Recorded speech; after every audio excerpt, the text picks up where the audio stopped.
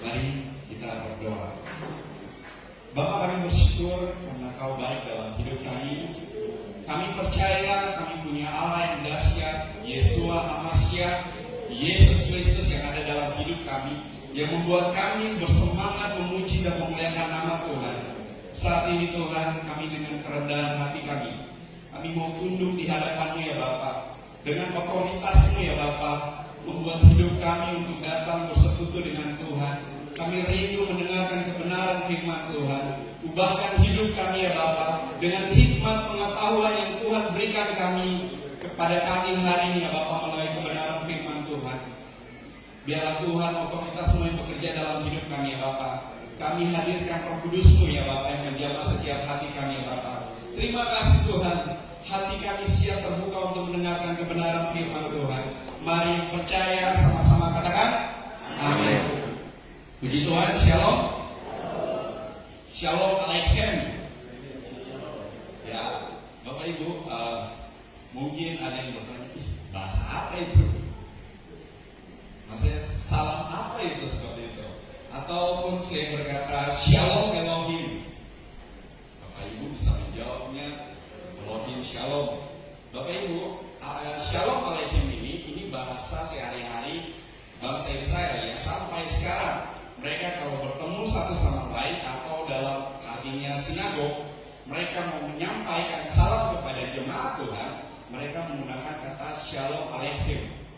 Ya, dibalasnya adalah Aleichem Shalom atau V Aleichem Shalom. Ada kata V-nya di depan Bapak Ibu. Ini bahasa Ibrani Bapak Ibu, atau bisa juga menggunakan bahasa Aram, bahasa sehari-hari ya. Orang Yahudi, bangsa Israel gunakan Bapak Ibu. Nah, sebelum saya mau lebih dalam, saya mau katakan Bapak Ibu, ketika kita menyampaikan kata Shalom, Shalom itu bukan seperti kata yang seperti kita waktu ketemu dengan teman kita, sahabat kita. Shalom seperti itu biasa, bukan Bapak Ibu. Kata Shalom ini kalau kita memaknainya lebih dalam, ini sebenarnya artinya adalah damai sejahtera Bapak Ibu. Kalau kau berkata Shalom, maka damai sejahtera itu turun kepada kau menyebutkan kepada siapa itu Shalom itu Bapak Ibu. Makanya kalau kita berkata kata Shalom Bapak Ibu, harusnya dalam hidup kita penuh damai. Damai itu kita sampaikan kepada orang lain juga merasa damai sejahtera. Wah, lihat ini Bapak ini, ketika dia menyapa saya dengan kata Shalom, wah luar biasa Bapak Ibu. Itu yang dimaksudkan dengan kata Shalom Bapak Ibu. Nah, itu dalam bahasa Ibrani. Kalau dalam bahasa Yunani, kata Shalom itu dalam bahasa Ibrani menggunakan kata Eirene Bapak Ibu. Eirene, mungkin ada yang bernama Eirene sini. Oh, puji Tuhan. Itu berarti artinya damai sejahtera Bapak Ibu. Tapi bedanya begini Bapak Ibu, manusia punya damai sejahtera. Kata Shalom ketika manusia sampaikan itu penuh dengan kemunafikan. Kenapa saya bilang begini?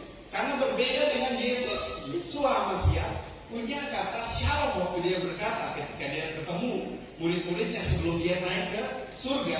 Dia bertemu dengan murid-muridnya, dia kumpul murid-muridnya, dia berkata damai sejahtera bagi kamu semua. Kemudian dia hembuskan Roh Kudus buat mereka.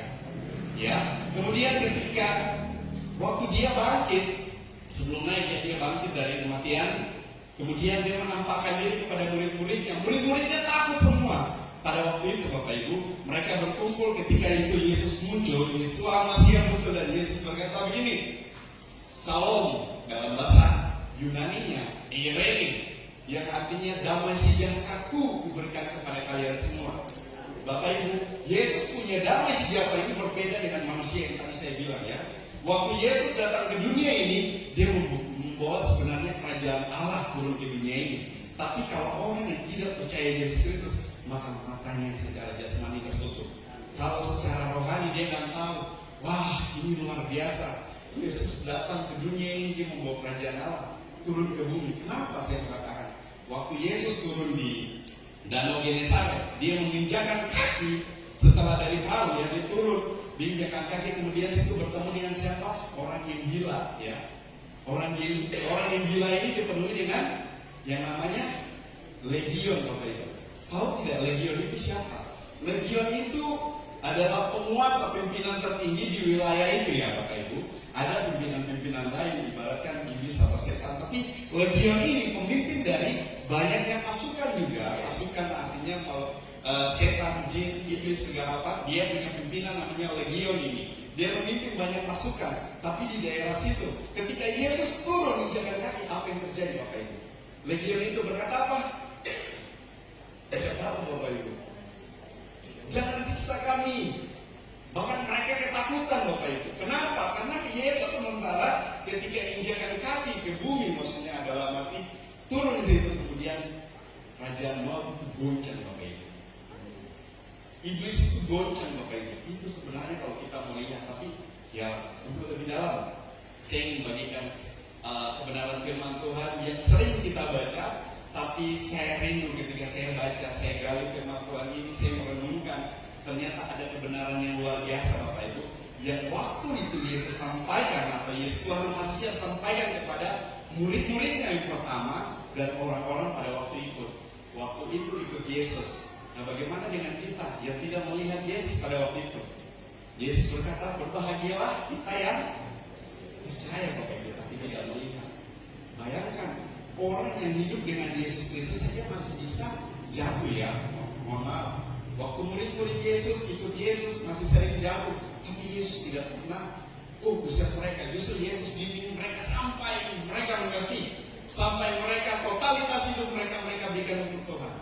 Maka hidup mereka hasilnya dahsyat-dahsyat dan luar biasa. Sampai ini Alkitab ini bisa ada sampai saat ini, sampai kita bisa pegang baik dalam fisik maupun Alkitab, itu semua karena mereka Bapak Ibu yang Tuhan pakai. Makanya bagaimana dengan hidup kita Bapak Ibu? Saya bertanya kepada kita, bagaimana dengan hidup kita? Apakah kita memberikan kata shalom kepada orang-orang kiri kanan kita itu shalom yang damai sejahtera betul-betul, atau hanya main-main saja Bapak Ibu?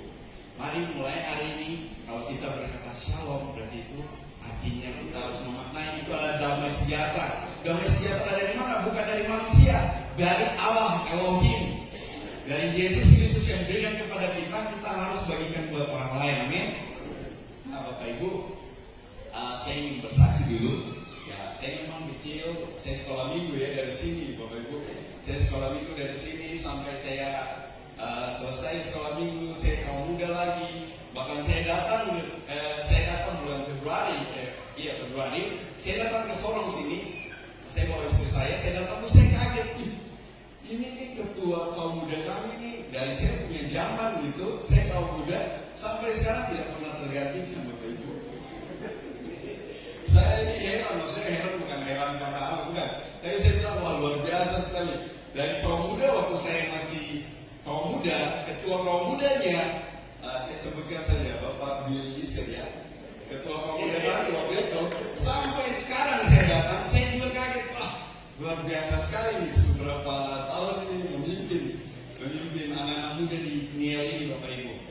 Nah, ketika saya datang, saya bertemu Bapak Ibu, kami bersalam-salam. Saya suka cerita karena saya pernah bersaksi bahwa Pak pendeta dia berdiri di situ sampaikan diri kali itu sampai jadi kami pada bersaksi. Oke. Mohon maaf kalau saya salah bicara, tapi memang Bapak Billy itu saya panggil Tete ya. Saya punya Tete. Oke. Jadi saya panggil Bapak Billy ataupun Bapak siapa, mohon maaf, bukan karena saya merasa bukan saudara saya, tapi saya berbicara karena kita semua, jadi saya memanggil bapak-bapak, ibu-ibu ya. Oke, saya selesai kaum muda dan saya dipanggil Tuhan. Saya waktu itu dipanggil Tuhan di tempat sini. Saya menyatakan diri untuk ikut Tuhan. Saya tinggalkan juga, berarti tinggalkan orang tua saya tidak. Saya pergi ambil studi di Tomohon, ada sekolah dari GCA punya, di sana saya ambil. Selesai, saya pindah ke Manado. Saya selesai S1. Kemudian Tuhan mempercayakan saya lagi untuk lanjut lagi Bapak Ibu. Saya sebenarnya sudah mau balik ke Papua, tapi saya bukan berpikir ya, tapi saya bertanya-tanya terus sama Tuhan Bapak Ibu. Saya bertanya begini, Tuhan, saya balik ke Papua, Tapi kalau saya tidak mengerti baik-baik, saya ini seorang pendeta, maksudnya seorang hamba Tuhan yang Tuhan panggil.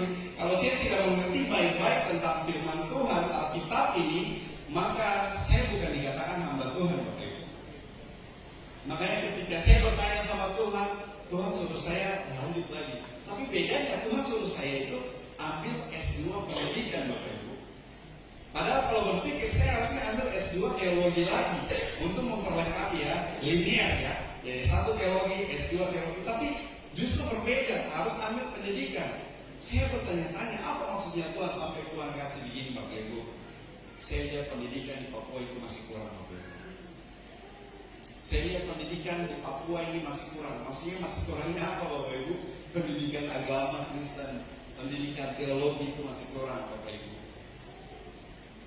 Apalagi kalau Gesia punya sekolah, punya dari TK, SD, SMP, SMA sampai perguruan tinggi, itu luar biasa, Bapak Ibu. Ketika saya ambil studi pendidikan, saya belajar, Bapak Ibu, saya belajar administrasi untuk pendidikan, bagaimana Bapak Ibu, saya belajar. Dan itu saya tahu, ternyata ada sesuatu, Bapak Ibu. Nah, ketika saya balik ke tempat sini, yang puji Tuhan, saya sudah selesai, saya bertemu dengan Bapak Gembala dan Ibu Gembala, saya bawa istri saya, Bapak Ibu.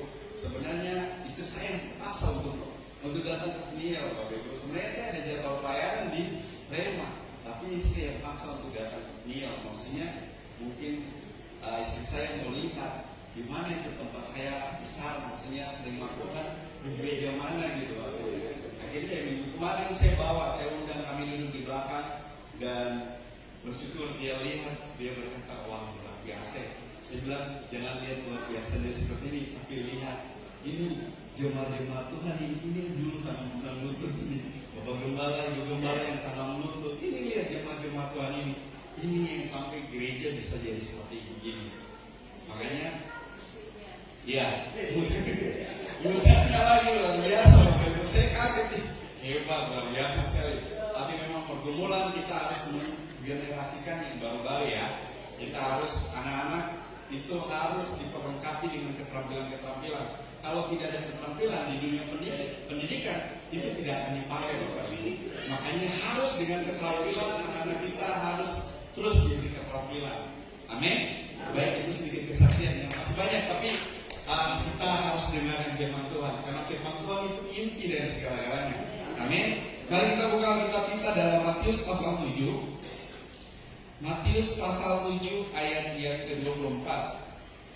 Saya minta dengan kasih Kristus kita bisa berdiri bersama-sama untuk baca firman Tuhan.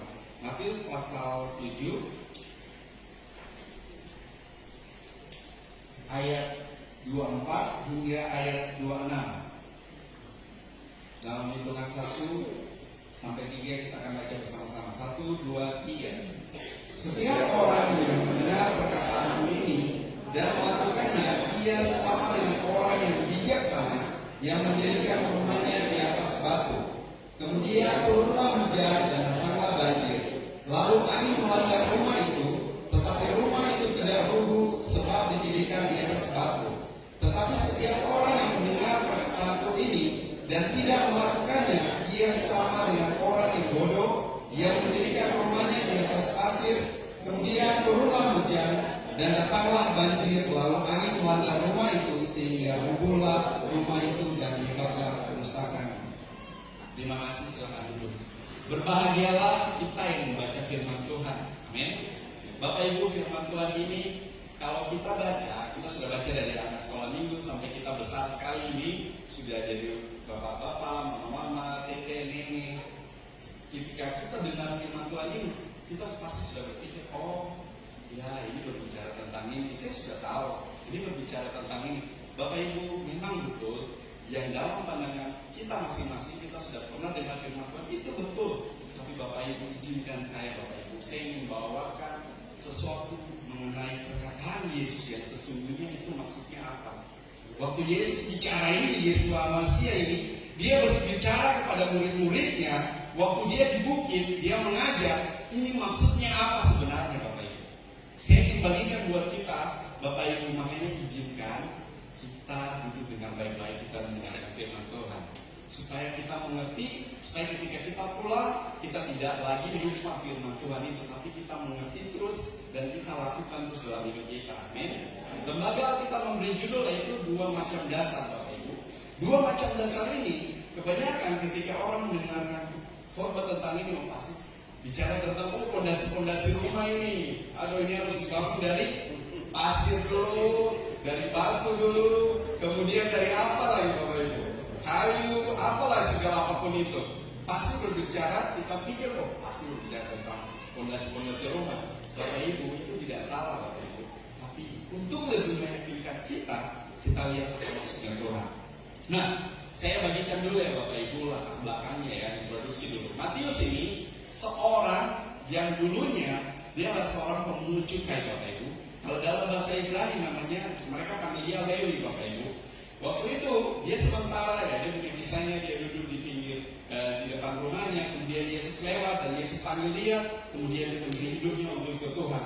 Seorang pemungut cukai, seorang yang berdosa di kalangan bangsa Israel. Karena apa? Dia orang Israel, tapi dia melakukan pekerjaan bangsa Romawi.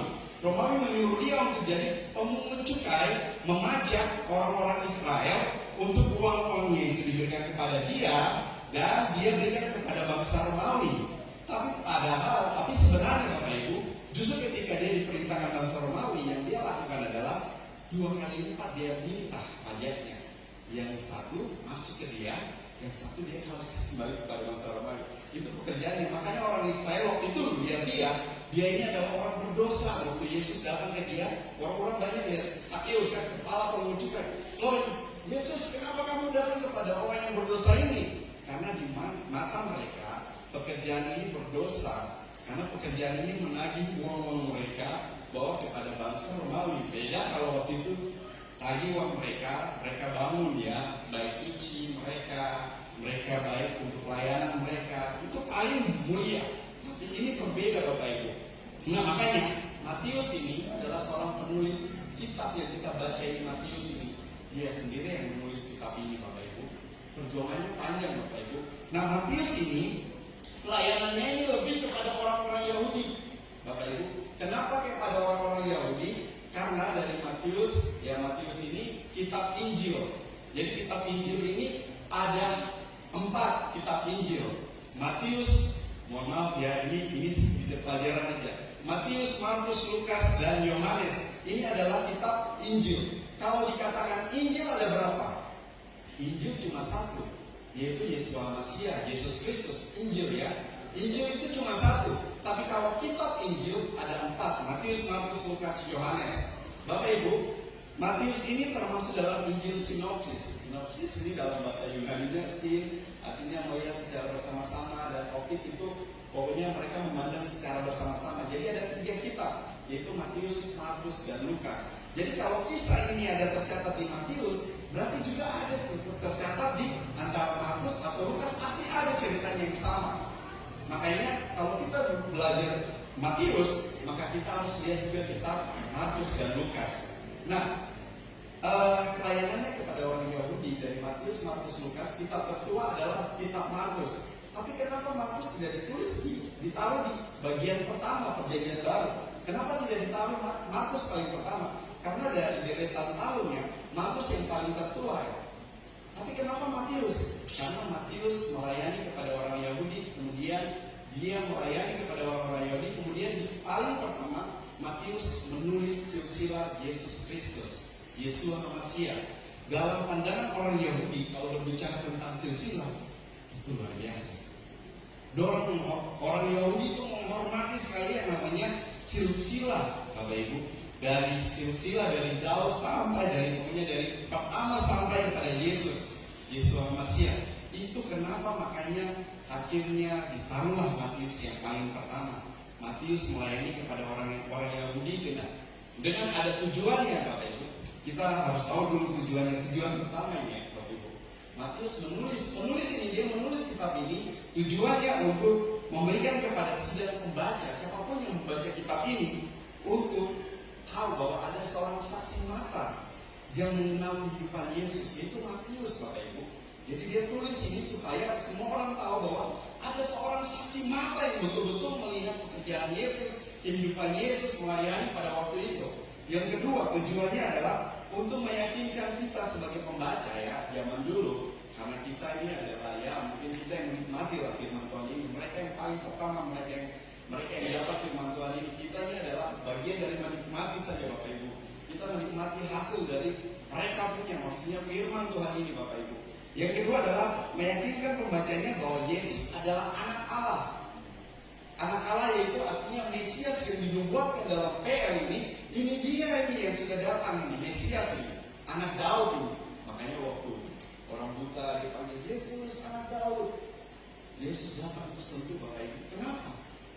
Harusnya kan orang panggil Yesus orang Nazaret, justru dia panggil orang buta Yesus anak Daud, kasihanilah aku. Tapi dia panggil Yesus, orang-orang panggil Yesus orang Nazaret. Memang betul Yesus orang Nazaret, dia dari kampung Nazaret. Tapi berbeda dengan orang yang buta ini, dia panggil Yesus anak Daud. Kenapa? Berbicara tentang anak Daud, berarti keturunan Daud itu lahirlah seorang Mesias yang namanya Yesus Masiah, Yesus Kristus. Ketika Yesus melihat dia panggil nama anak Daud, Yesus bergerak. Yesus lihat, Yesus kamu berpikir, saya bilang ini, Yesus yang kepala Yesus COVID tes apa? Dia bilang, aduh, kenapa orang buta ini yang tidak bisa melihat dia panggil saya anak Daud, daripada orang-orang yang melihat ini tapi tidak kenal saya baik-baik. Itu Yesus. Yesus Masiah waktu dia bilang, dia pun hati hancur ketika lihat orang buta ini Bapak. Kenapa dia panggil saya anak Daud? Kenapa tidak panggil orang Nazaret? Justru dia yang panggil anak Daud. Yesus respon dia. Yesus bilang, kamu menyelamatkan. Yesus sembuhkan dia dan dia diselamatkan Bapak Ibu. Amin. Makanya Bapak Ibu kalau kita belajar firman Tuhan, belajar baik-baik. Amin. Nah, yang ketiga, menunjukkan untuk bahwa kerajaan Allah dinyatakan di bumi ini melalui Yesus Masiah, Yesus Kristus itu, seperti yang tadi saya berikan contoh. Nah, hari ini saya bagikan buat kita, apa sih yang sebenarnya dimaksudkan Yesus Kristus waktu Yesus bilang kepada murid-muridnya di bukit ya, ini khotbahnya dia di bukit dari pasal 5 sampai pasal 7. Ini khotbah Yesus di bukit. Yesus mengajarkan pengajaran-pengajaran yang dalam sekali, yang alkitabiah, yang harusnya kita ikuti. Maksudnya memang seluruh firman Tuhan dari Kejadian sampai Wahyu itu kita ikuti. Tapi karena saya bicara tentang konteks Yesus mengajar di bukit, jadi ini yang maksudnya Yesus ajarkan dua macam dasar, yaitu hari ini kita akan belajar tentang mendengar dan melakukan. Yang dimaksud Yesus itu adalah mendengar dan melakukan. Dasar ini aja, tidak ada dasar fondasi. Ini agak sedikit berbeda. Karena yang Yesus punya maksud, Yesus malah mengajar kasih tahu adalah cuma dua ini aja dasar, yaitu mendengar dan melakukan. Kenapa? Kalau Bapak Ibu baca baik-baik pasal 5 sampai 7, perikop terakhir itu tentang dua macam dasar ini yang Yesus perintahkan. Karena kenapa? Yesus sudah ajar. Bapak berbahagialah kamu pasal 5, doa Bapak kami, jangan khawatir. Semua apapun itu sampai pada pasal 7, baru Yesus bilang, ingat ya, dua macam dasar ini jangan kamu lupakan dalam hidupmu, yaitu mendengar dan melakukan yang Yesus suruh itu. Hari-hari ini kamu khawatir, pasti khawatir Bapak Ibu. Tapi kalau kita mendengar perkataannya Yesus yang maksudnya ini, kita mendengar baik-baik, kita akan tahu, untuk apa saya khawatir? Saya tahu dia yang perhatikan saya. Minggu lalu Bapak Gembala bagikan firman Tuhan yang luar biasa. Saya tahu dia terus menolong saya. Makanya hari ini saya bagikan buat kita. Nah, saya tadi bilang kalau kita dengan firman Tuhan ini maksud kita bikin pondasi batu yang tengah, yang apalah segala apapun itu pasti kita itu. Tapi saya mau bagikan bahwa waktu Yesus seperti ini, begini contohnya, Bapak Ibu adalah murid-muridnya. Orang Yesus ini bukan saya ya, maksudnya ini hanya ibaratkan contoh aja. Ini Yesus di bukit, kemudian dia mengajar. Ini betul-betul dia mengajar ini. Dan dia punya pesan yang sebenarnya itu apa? Mari kita lihat. Nah, hal pertama tentang mendengar dan melakukan Bapak Ibu. Saya tidak hafal apa Bapak Ibu. Saya mengharapkan buat kita mengerti firman Tuhan ini tentang mendengar dan melakukan. Hal pertama kalau kita lihat di Matius 7 ayat 24 dan ayat 25. Ini ayat yang sinkron. Setiap orang yang mendengar perkataanku ini dan melakukannya, ia sama dengan orang yang bijaksana yang mendirikan rumahnya di atas batu. Kemudian turunlah hujan, datanglah banjir, lalu angin melanda rumah itu, tetapi rumah itu tidak runtuh sebab didirikan di atas batu. Bapak Ibu kalau berbicara tentang ini pasti saya tadi bilang fondasi segala apapun itu pasti ya. Tapi hari ini saya bagikan begini Bapak Ibu. Waktu Yesus bilang kepada murid-muridnya begini, setiap orang yang mendengar dan melakukan perkataan Yeshua HaMashiach, Yesus menyebut mereka adalah orang yang bijaksana. Orang yang bijaksana ini Yesus umpamakan mereka ini disamakan dengan orang-orang yang membangun rumahnya di atas batu. Nah, mari kita lihat lebih dalam lagi Bapak Ibu. Saya ingin bagikan supaya kita belajar ya. Amin. Biar kita sudah tua, kita masih muda, kita belajar ya. Karena saya senang waktu saya ikut seminar di hari Senin lalu di Hotel Said, saya tidak datang pertama karena saya berpikir saya itu lewat online saja karena sudah dibagikan ya oleh Bapak Olaf di Facebook. Saya mau ikut online tapi tiba-tiba pas Bapak Gembala Reno lagi telepon, saya di mana? Pergi sama-sama tidak di dan saya kata, oh ya sudah, saya pergi. Sebenarnya saya sendiri tapi ya sudah jadi istri lagi. Kami pergi, tapi kami sudah tidak dapat tempat karena sudah banyak jadi nggak enak kan masuk ke bagian depan gitu. Jadi kami duduk di bagian atas, bagian belakang. Duduk, saya dengar yang saya lihat itu adalah begini Bapak Ibu. Mohon maaf kalau saya salah berkata nama pastornya, Pastor Reuven Berger ya. Kemudian Pastor Benyamin Berger yang lalu menyampaikan Pastor Benyamin ya.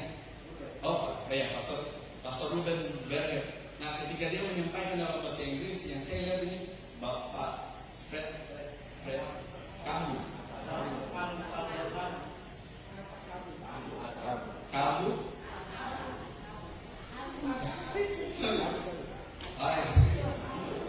Bapak Fred, mohon maaf.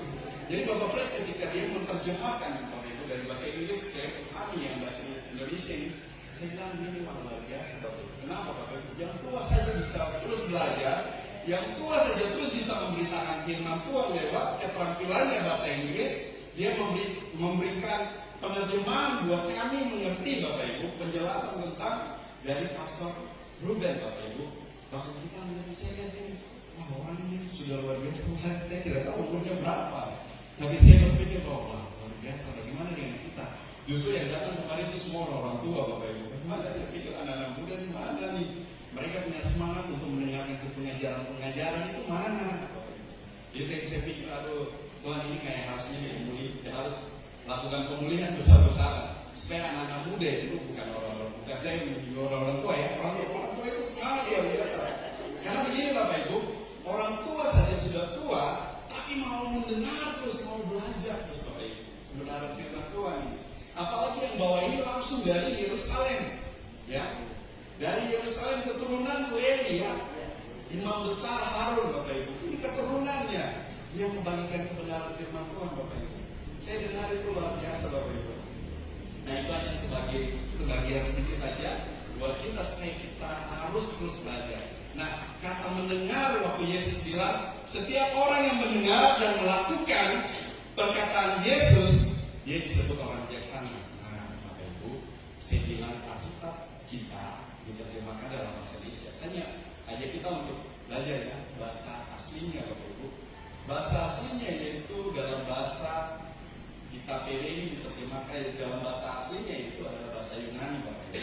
Memang di dalamnya waktu Yesus menyampaikan ada menggunakan bahasa Aram, bahasa sehari-hari waktu itu. Ada juga Yesus menggunakan bahasa Ibrani kalau digali lebih dalam.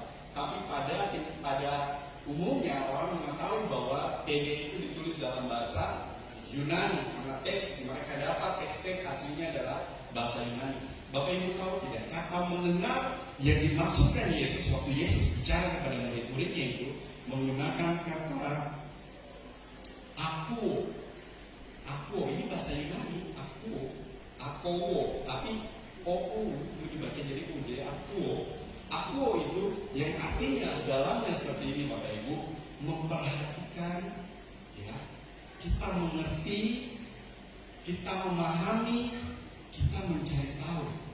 Itu yang sebenarnya Yesus bilang. Yesus maksudnya begini, setiap orang yang mendengar, berarti Yesus bilang begini, setiap kalian semua murid-muridnya dengan para orang-orang yang waktu itu ikut, Yesus bilang, kalian harus perhatikan ya, mendengar ini maksudnya Yesus ini, kalian perhatikan baik-baik setiap ucapan saya. Kalian harus memahami baik-baik ucapan saya. Kalian harus mencari tahu sampai kalian tahu itu benar-benar itu ucapan saya yang benar. Kalau ucapan saya salah, itu bukan. Tapi kalau ucapan saya benar, kalian cari terus sampai dapat. Itu yang dinamakan Yesus punya maksud mendengar baik-baik. Nah kemudian kata melakukan, mari kita lihat dalam bahasanya Yunani menggunakan kata poieo. Poieo, jadi akuo poieo. Aku kai omponye, aku kai poieo. Kai itu dan ya. Tapi poieo ini artinya melakukan. Ini sebenarnya Yesus bilang begini. Ini lebih dalamnya, dia punya arti lebih dalam dari bahasa Yunani itu begini. Setiap orang yang mendengar, mengerti, memahami, dan mau memperhatikan, dan mau cari tahu, dengar baik-baik itu, kata Yesus Masiah, dan mau melakukan ini lebih dalamnya ini, berkomitmen, berjanji melakukan perkataannya Yesus itu. Sebenarnya itu Bapak Ibu, makanya waktu Yesus berkata kepada murid-muridnya, ini sebenarnya perkataan yang sebenarnya begini. Dia mau supaya murid-muridnya itu semua perhatikan baik-baik, mengerti baik-baik, memahami baik-baik firman Tuhan yang disampaikan Bapak Ibu. Kalau hamba Tuhan menyampaikan firman Tuhan, maka jemaat sebagai jemaat kita harus memperhatikan baik-baik. Kita harus berusaha untuk mengerti firman Tuhan itu. Kita memahami. Kalau ada yang ganggu-ganggu kiri kanan kita, iblis mulai bikin pikiran kita mulai terganggu di tempat lain. Kita tolak itu supaya kita fokus kepada pemberitaan firman Tuhan Bapak Ibu. Itu yang Yesus maksud waktu itu, supaya kita mendengar baik-baik, memahami, mengerti, cari tahu, perhatikan baik-baik, supaya kita lakukan ini bukan hanya sekedar. Kalau dalam bahasa Indonesia, kalau kita artikan bahasa Indonesia melakukan ya, itu adalah sesuatu yang kita kerjakan ya, itu yang dinamakan melakukan. Tapi dalam bahasa Yunani, melakukan itu artinya berkomitmen betul-betul melakukan itu. Bapak Ibu, makanya Yesus bilang dua dasar ini paling penting. Kalau kau tidak lakukan maka jangan-jangan Tuhan tolak engkau Bapak Ibu. Makanya Yesus bilang, biar kau buat mujizat, biar kau sembuhkan orang, biar kau bikin mujizat sebanyak mungkin. Tuhan bilang apa? Hanya engkau pembuat kejahatan yang tidak melakukan firman Tuhan, yang tidak melakukan perkataan Yesus. Bapak Ibu, itu yang nanti kalau kita tidak mendengar baik-baik dan tidak melakukannya, di weddingnya Tuhan bilang apa? Hanyalah engkau yang tidak melakukan perkataanku.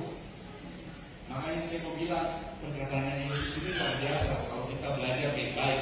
Makanya yuk mari, kalau kita sudah mengerti baik-baik Bapak Ibu, mulailah hari-hari ini kita mulai belajar untuk Tuhan. Setiap apapun firman Tuhan, saya harus belajar baik-baik, saya harus dengar baik-baik, saya harus mengerti baik-baik, supaya saya dapat melakukan itu dengan komitmen sungguh-sungguh Bapak Ibu, bukan sekedar melakukan biasa-biasa. Makanya nanti ada dua tipe kriteria. Kriteria pertama ini adalah orang yang mendengar ya, kita yang sudah mendengar dan kita mengerti, kemudian kita berkomitmen. Bapak Ibu pasti sudah berkomitmen, Tuhan saya akan lakukan firman Tuhan ini. Hari ini saya belajar, saya akan lakukan ini, lakukan dalam hidup saya.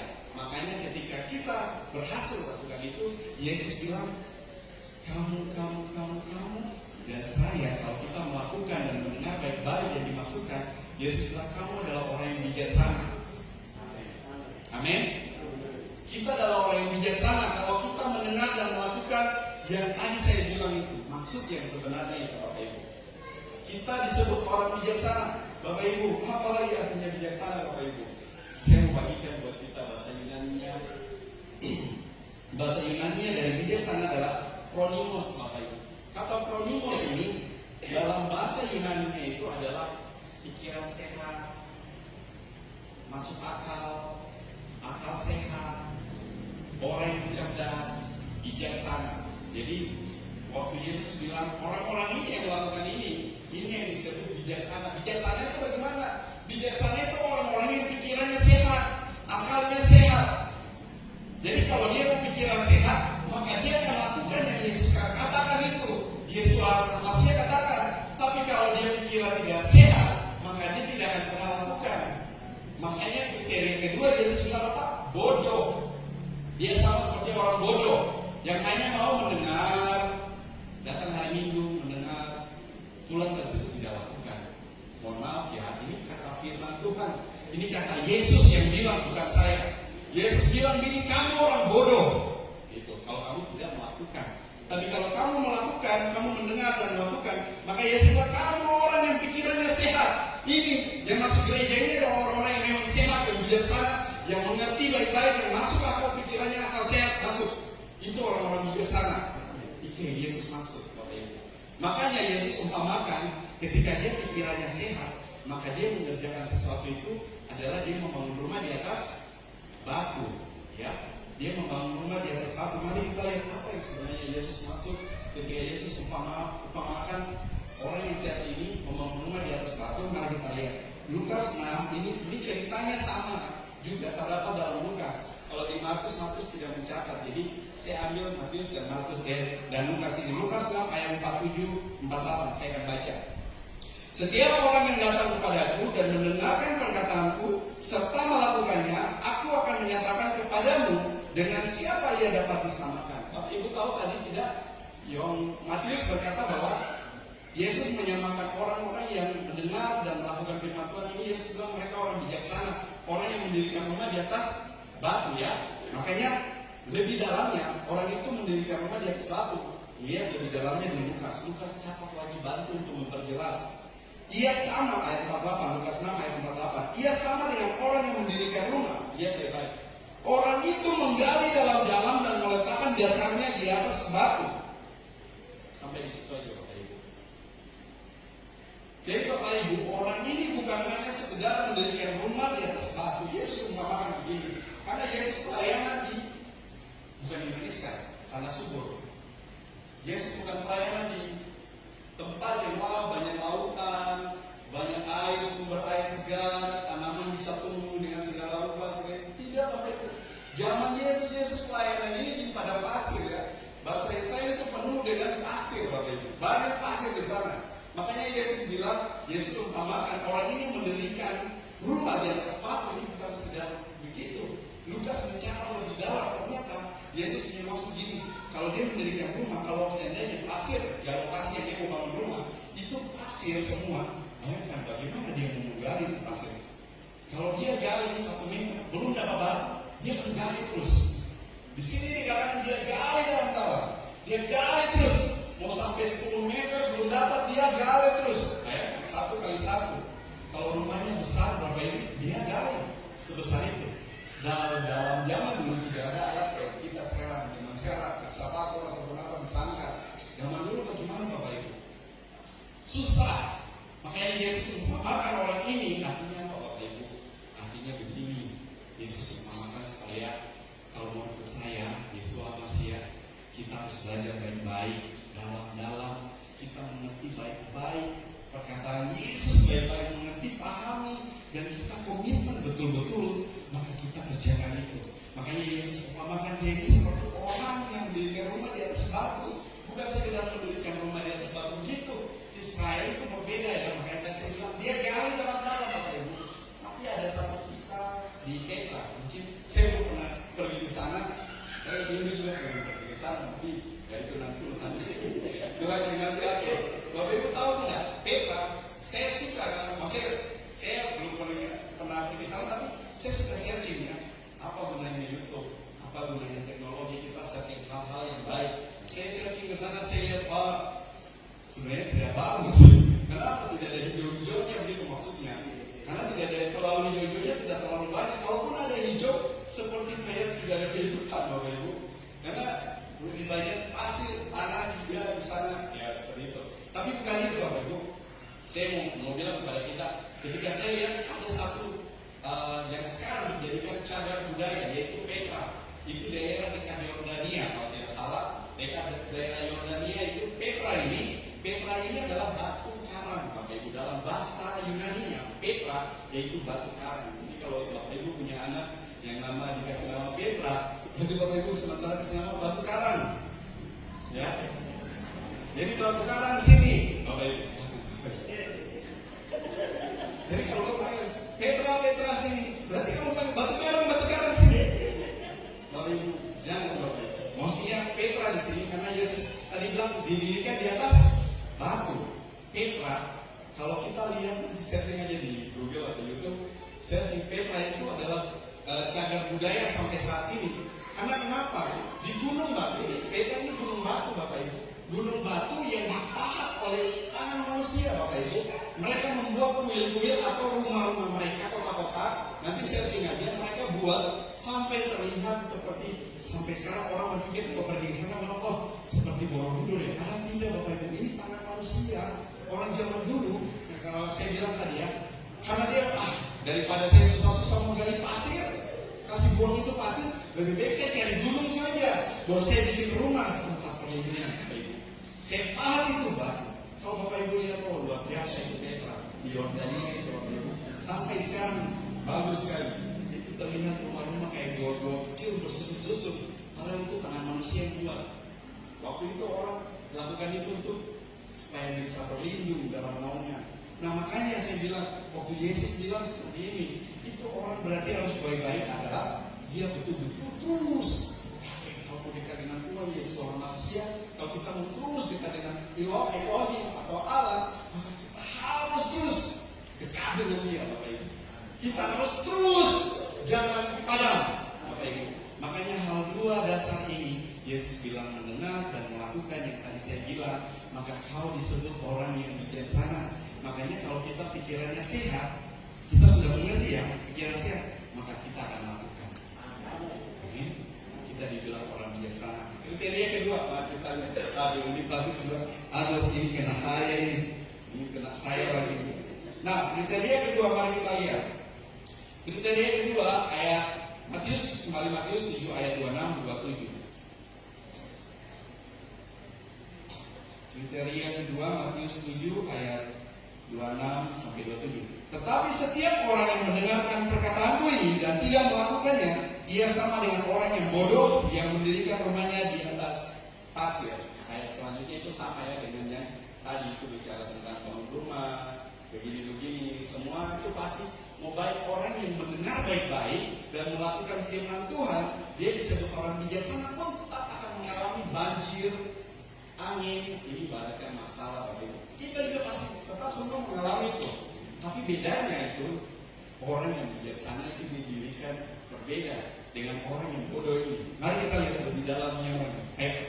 Nah, kata mendengar tadi itu sama dengan yang ayat yang 24 sama, tapi bedanya dengan sini kata tidak melakukan. Sama dalam bahasa Yunaninya poieo, tapi ada tambahan depan jadi me poieo, yang artinya tidak berkomitmen, tidak berjanji melakukan itu Bapak Ibu. Sekarang tinggal kita mereview kembali diri kita. Saya di bagian mana Bapak Ibu? Saya yang mendengar baik-baik dan melakukannya, atau justru saya yang mendengar Bapak Ibu, tapi saya sampai sekarang saya tidak pernah lakukan itu firman Tuhan. Ini perkataan Yesus, bukan saya Bapak Ibu. Saya yang menyampaikan kebenaran waktu Yesus berbicara kepada murid-muridnya, dan juga sampai saat ini kita bisa dengar, kita bisa tahu yang sebenarnya itu bagaimana. Bapak Ibu tahu tidak? Kalau kita mendengar, kita yang mendengar ini, saya juga termasuk yang mendengar. Kita ini semua mendengar Bapak Ibu. Saya tidak ambil dari luar Bapak Ibu, dari dalam aja. Kita semua mendengar. Tapi pertanyaannya bagaimana? Kita melakukannya atau tidak? Itu. Kalau kita melakukan, makanya hidup kita terus bahagia, damai sejahtera itu terus ada, sukacita terus kita lakukan. Makanya kita punya visi-visi yang baru. Saya mau coba, saya mau kaitkan ini. Orang Papua ini harus dengar langsung dari Yerusalem begitu. Itu sebuah visi Bapak Ibu. Itu Tuhan berikan kepada orang yang suka mendekat dengan Tuhan, makanya diberikan kepada dia untuk terus. Dari dulu saya tidak pernah lihat orang Papua bisa berbicara dengan orang Yerusalem masih, tapi saya tidak pernah betul. Serius, saya tidak pernah dengar. Nanti ketika saya kesempatan saya itu Bapak Ibu. Kesempatan saya itu. Karena kenapa? Belajar. Kami mau belajar terus. Amin. Kita menjadi anak-anak Tuhan itu bukan anak Tuhan yang malas ya. Kita mau belajar terus, amin. Sampai keluar tetap kita belajar, amin. Amin.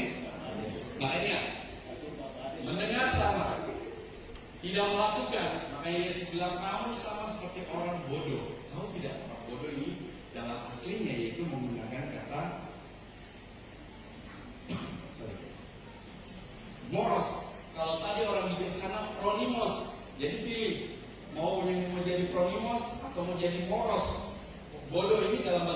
sebenarnya moros yang lebih tepatnya seperti ini. Yesus bilang gini, kamu mendengar saya dan kamu tidak melakukan firman Tuhan, kamu ini sama dengan orang bodoh. Artinya lebih dalamnya itu gini, kamu sama dengan orang yang tak bertuhan. Kamu datang ibadah tiap minggu, datang ke gereja menyembah Tuhan, memuji memuliakan nama Tuhan, tapi kamu tidak punya Tuhan dalam hidupmu. Itu yang Tuhan Yesus bilang. Itu yang Yesus bilang, bahwa kamu ini tidak punya Tuhan dalam hidupmu. Makanya Yesus bilang, kamu ini orang bodoh, orang yang tak bertuhan, Bapak Ibu. Jadi kita datang ke gereja menyembah Tuhan, ya, datang puji Tuhan, tapi Tuhan itu tidak ada dalam hidupmu. Itu yang Tuhan Yesus bilang. Waktu itu Yesus bilang gini, kamu itu orang bodoh. Makanya Yesus ibaratkan sama, orang itu mendirikan rumah sama seperti yang tadi, tapi sayangnya dia mendirikan rumah ini di atas pasir, Bapak Ibu. Mari kita lihat apa yang sebenarnya maksud dalam atas pasir ini. Mari kita lihat lebih dalamnya lagi. Lukas 6, kita kembali lihat ke Lukas ya. Lukas 6 ayat 49, saya baca. Akan tetapi, barang siapa mendengar perkataanku, tetapi tidak melakukannya, ia sama dengan seorang yang mendirikan rumah di atas tanah tanpa dasar. Bapak Ibu, yang dimaksudkan Matius mendirikan rumah di atas pasir itu, yang maksudnya adalah engkau mendirikan rumah di atas tanah tapi tanpa dasar. Bapak Ibu, maksudnya apa? Orang yang begini sukanya instan-instan, Bapak Ibu. Orang yang tidak mau belajar, orang yang tidak mau mengerti firman Tuhan baik-baik, orang yang tidak mau melakukan firman Tuhan itu. Makanya Yesus bilang, kamu ini orang bodoh, kamu ini orang-orang yang suka cari yang instan-instan saja, Bapak Ibu. Yang mendirikan segala sesuatu itu tanpa dasar, langsung begitu, langsung begini. Itu yang Yesus punya maksud begitu, Bapak Ibu. Yesus punya maksud dua hal ini aja, Bapak Ibu. Tapi pertanyaannya sampai sekarang buat kita, yang Yesus punya maksud itu mendengar dan melakukan itu yang mana? Yang mana, Bapak Ibu? Saya ajak kita hanya kembali, nanti baca aja dari pasal 5 sampai pasal ke-7 lagi. Yang waktu Yesus mengajar di bukit, Yesus mengajar, berbahagialah kamu karena nama saya kamu dianiaya, kamu tetap bahagia. Jangan khawatir, kamu tetap tidak khawatir meskipun kamu punya pergumulan besar, meskipun kamu punya masalah besar, tapi kamu tidak pernah khawatir. Itu karena kamu mengerti, mendengar baik-baik kamu lakukan. Ya, kemudian Yesus bilang apa? Kasihilah sesamamu manusia. Jangan benci musuhmu, ya, maksudnya berdoa bagi mereka. Bapak Ibu, ini Yesus bilang kita harus mendengar baik-baik perkataan firman Tuhan ini dan kita lakukan itu, Bapak Ibu. Itu yang Yesus maksud. Makanya ending dari khotbahnya dia di bukit, dia bilang dua hal ini yang dasar, mendengar dan melakukan. Kalau kita hanya mendengar saja, kita tidak melakukan. Yesus bilang di sini di Lukas 6 ayat 46 ini. Yang tadi ya, di Lukas 6 ayat 46 di ayat sebelumnya ini sebelum Yesus bilang setiap orang yang mendengar perkataanku begini-begini. Ayat sebelumnya dia katakan, mengapa kamu berseru kepada aku, Tuhan, Tuhan, padahal kamu tidak melakukan apa yang aku katakan. Baru Yesus sambung, setiap orang, barang siapa yang mendengar perkataanku dan melakukannya, dia disebut orang bijaksana. Ya, jadi mari saja saya tahu Bapak Ibu, Jemaat Rema Peni adalah orang-orang yang mendengar dan melakukan. Kenapa Bapak Ibu? Yesia Peniel Bapak Ibu, Jemaat Peniel Bapak Ibu. Kenapa adalah orang-orang yang saya bilang orang-orang yang mendengar dan melakukan. Bapak Ibu, kalau saya dari waktu sekolah minggu kecil, kalau saya lihat gerejanya cuma begini sampai saya datang kembali sudah menikah, saya datang kembali saya lihat gereja masih kecil, berarti engkau tidak mendengar dan melakukan. Tapi bedanya ketika saya datang, saya lihat luar biasa. Berarti tandanya apa? Berarti betul pengajaran firman Tuhan yang dibawakan Bapak Gembala, kita mendengar baik-baik, kita melakukannya. Makanya Bapak Ibu, kau bisa jadi orang sampai saat ini itu karena kau merespon baik-baik firman Tuhan. Kau bisa jadi orang saat ini itu karena kau respon baik-baik firman Tuhan. Kau mau mendengar baik-baik dan kau melakukan. Makanya Bapak Ibu, saya mau katakan, kita disebut orang yang bijaksana. Amin. Orang yang pikirannya sehat. Makanya yuk, mari kita terus melayani Tuhan. Amin. Amin. Sampai kita mati, kita layani Tuhan. Amin. Amin. Makanya Bapak Ibu, akhir dari firman Tuhan ini saya kajikan begini. Matius adalah seorang yang dulu orang bilang dia berdosa, Bapak Ibu. Dia orang bilang berdosa, Bapak Ibu. Orang Israel bilang dia berdosa karena dia sudah bergaul dengan bangsa Romawi, ikuti mereka punya aturan yang harus begini-begini, pajak uang, dikatakan orang berdosa. Tapi Yesus datang, Yesus bilang ini orang Israel ini saya punya umat pilihannya dia. Saya punya umat ini, saya kembalikan dia. Yesus panggil, dia ikut Yesus. Tahu tidak? Orang yang dulunya dibilang berdosa, orang yang dulunya mungkin di kalangan bangsa Israel melihat dia adalah pekerjaan tidak baik, pekerjaan tidak betul satu. Tapi Tuhan pakai Bapak Ibu, tahu tidak? Ketika Tuhan pakai dia menerima Roh Kudus, ya. Di hari Pentakosta dia menerima Roh Kudus. Dia memang tidak dicatat bahwa dia melakukan hal-hal yang luar biasa, Bapak Ibu. Bapak Ibu tahu tidak? Tradisi gereja mencatat bahwa Rasul Paulus ini dia melayani pergi sampai ke Ethiopia. Dia ke Ethiopia, nanti tinggal cari aja di peta, tinggal Google searching aja ada di situ. Ke Ethiopia dan bertemu dengan Sri Kandake. Itu bisa lihat saja di Kisah Rasul 8 ayat 27. Nah, beberapa tulisan mengatakan bahwa ia direbahkan di tanah, Bapak Ibu. Ini matinya. Ini mati Matius, Bapak Ibu. Dia direbahkan di tanah dan dia dipancung kepalanya, Bapak Ibu. Dengan alat apa, Bapak Ibu? Waktu itu di abad 15-16 itu masih terkenal dengan alat yang namanya halberd kalau tidak salah. Itu seperti alat pancungan itu, kayak kapak, ya. Kalau dipotong tali itu langsung jadi kepalanya putus, ya. Itu di zaman di abad 15-16 itu masih terkenal. Kalau zaman sekarang mungkin sudah tidak terkenal, ya, karena itu sudah zaman dulu. Nah, bayangkan dia pergi pelayanan sampai ke Ethiopia, dia bertemu dengan ini dan akhirnya masa hidupnya dia direbahkan. Ini rebahkan ini dilempar, Bapak Ibu, dan dia dipancung dengan itu alat yang bernama halberd, itu seperti kapak itu. Kalau orang mau potong baik-baik betul-betul itu, Bapak Ibu. Karena apa, Bapak Ibu? Dia hanya mau memberitakan firman Tuhan ini, Bapak Ibu. Dia memberitakan Injil ini supaya apa? Semua orang percaya sama Yesus Masiah. Supaya semua orang itu percaya sama Yesus Kristus. Makanya dia memberitakan Injil bahkan bisa sampai ke Indonesia, Bapak Ibu. Luar biasa, Bapak Ibu. Makanya yuk hari ini jangan pernah main-main lagi dengan kebenaran firman Tuhan.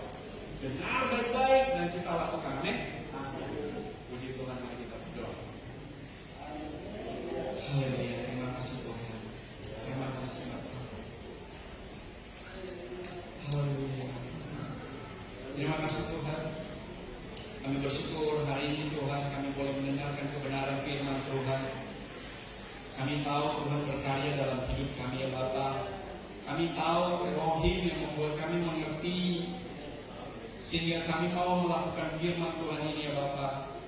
Tuhan, ketika kami telah mendengarkan kebenaran firman Tuhan yang telah dinyatakan oleh Yesus Kristus Tuhan, Kau mengajarkan kepada murid-murid-Mu dan bahkan kami yang hari ini mendengar Tuhan. Kami mau terus melakukan firman Tuhan, mau mendengar Tuhan, agar Engkau menyatakan kami adalah orang-orang yang bijaksana Bapa di zaman akhir ini ya Bapa. Untuk itu Tuhan pakai kami semua ya Bapa. Pakai kami menjadi alat-alat-Mu ya Bapa untuk memberitakan firman-Mu ya Bapa. Terima kasih Tuhan, hamba-Mu telah selesai dengan kebenaran firman Tuhan. Biarlah Roh Kudus-Mu yang terus memateraikan dalam hidup dan hati kami ya Bapa. Biarlah terus kami digerakkan oleh Roh Kudus yang menyala-nyala dalam hidup kami ya Bapa. Berkati kami semua Tuhan, baik setiap apapun pekerjaan kami Tuhan, pakai kami secara dahsyat dan luar biasa Bapa. Terima kasih Tuhan, terpujilah nama-Mu ya Bapa. Haleluya.